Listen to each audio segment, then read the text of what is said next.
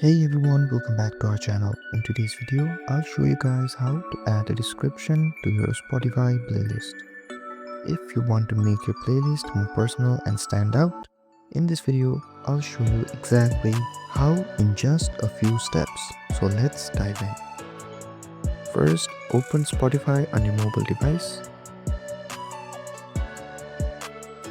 Then choose the playlist you want to edit from your library. Then tap on the three dots and choose Edit Playlist. Here you'll see an option called Add Description. Tap on it, and here you can type a short and catchy summary for your playlist. After you're done, tap on Save on the top right.